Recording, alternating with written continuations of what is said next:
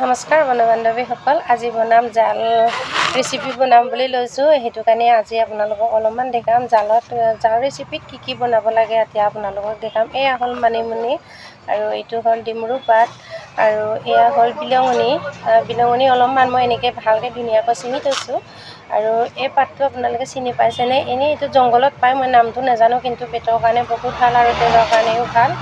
আৰু দোকানতে আজি বনাব লৈছোঁ। দোকানত বনাব লোৱাৰ কাৰণে কিমান গাড়ী ঘোঁৰা বাবা কৰি আছে, তথাপিও আপোনালোকক অলপমান দেখাই লৈছোঁ। আৰু ভেদাইলতা, মানিমুনি আৰু বনজালুক, আপোনালোকে হয়তো বনজালুক চিনি পায়। এয়া হ'ল বনজালুক, এই দেখিছেনে বনজালুক? এইবিলাক খালে বহুত স্বাস্থ্যৰ কাৰণেও ভাল হয়।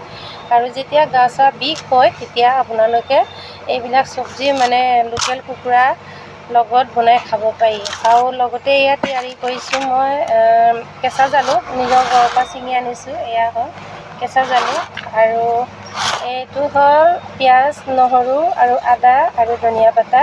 আৰু এতিয়া মই জাল বনাই লওঁ। আৰু কুকুৰাটো আজি জাল খাবলৈ ক'লা কুকুৰা এটা লৈছোঁ, লোকেল কুকুৰা হয়। তাৰপিছতে মই ছিঙি থৈছোঁ এয়া জংঘলী পাত চব্জি, আৰু জংঘলী পাত চব্জি ছিঙি মেলি তাৰপিছত মাংস কাটি লোৱা হ'ল। আৰু মাংস চাংস কাটি এতিয়া কেৰাহী গৰম কৰি থৈছিলোঁ। কেৰাহী গৰম কৰাৰ পিছত তেল চেল দি এয়া মছলাকেইটা অলপ ভাজি লৈছোঁ। মছলা এনেকৈ বিশেষ বেলেগকৈ মছলা নহয়, আদা, নহৰু, জলকীয়া, পিঁয়াজ, কেঁচা হালধি ইয়াতে দিয়া হৈছে। সেইটো কাৰণে এইটো অলপ সিজাকৈ ভাজি লওঁ। তাৰপিছতে পানী ঢালিব লাগিব। পানী ঢলাৰ পিছতে এনেকৈ পানী অলপ ঢালি কিনি উতলাব লাগিব। তাৰপিছত একেবাৰে যিমান প্ৰয়োজন ইমানে পানী ঢালিব লাগিব। পানীটো অলপ কমকৈ এতিয়া ঢালি কিনি অলপ সিজিব দি ল'ব লাগিব, নহৰু, পিঁয়াজ, আদাবিলাক। আৰু মা মছলা নিদিয়াকৈ আমাৰ ট্ৰাইবেল মানুহে এনেকৈ চব্জি খায়। আৰু তেলটো আজি অলপ সৰহকৈ দিছে। লোকেল কুকুৰা আৰু কুকুৰাটো ইমান ডাঙৰ নহয় যে লোকেল কুকুৰাৰ লগত অলপ তেলটো বেছিকৈ খায়, কিয়নো লোকেল কুকুৰা ইমান তেলি নহয় বুলি। আৰু এয়া গৰম পানী অলপমান ঢালি দিছোঁ কেৰাহীতে। তাৰপিছতে পূৰা উতলাব লাগিব। উতলাই কিনি তাৰপিছতে পাত চব্জিটো দিব লাগিব। এতিয়া ধুনীয়াকৈ পানীটো দি তাৰপিছত পূৰা গুলাই লৈছোঁ। আৰু গুলাই কিনি তাৰপিছতে পাত চব্জিবিলাক দিব লাগিব। এয়া মই এতিয়া পাত চব্জিবিলাক দিছোঁ, দেখিছে নহয় আপোনালোকে।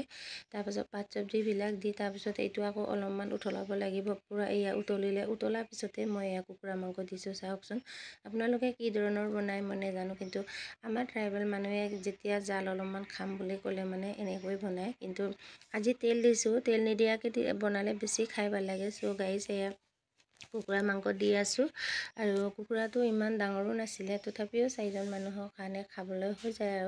আৰু এয়া হ'ল জাল। আৰু জাল ৰেচিপিটো কেনেকুৱা লাগিছে আপোনালোকে কমেণ্টত জনাবলৈ নাপাহৰিব। চ' গাইজ আৰু ভিডিঅ'টো স্কিপ নকৰাকৈ লাষ্টলৈকে চাই থাকিব। চ' এয়া হ'ল উতলি আছে এতিয়া পূৰা, আৰু উতলিয়ে আছে, আৰু চব্জি হৈয়ে গ'ল বুলি ক'ব পাৰি। চাওকচোন কেনেকুৱা লাগিছে, ইমান ভাল লাগে এনেকৈ বনাই কিনি খালে। আৰু আপোনালোকে ট্ৰাই কৰি চাব।